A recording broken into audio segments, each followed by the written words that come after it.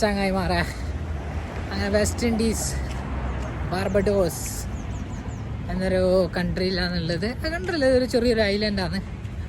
Ship ഇറങ്ങി പുറത്തിറങ്ങി ടൗണിലൊക്കെ round ഇട്ട് ബീച്ച് എല്ലാം സൈഡ് തന്നെ, ഫുള്ള് സൈഡ് തന്നെ.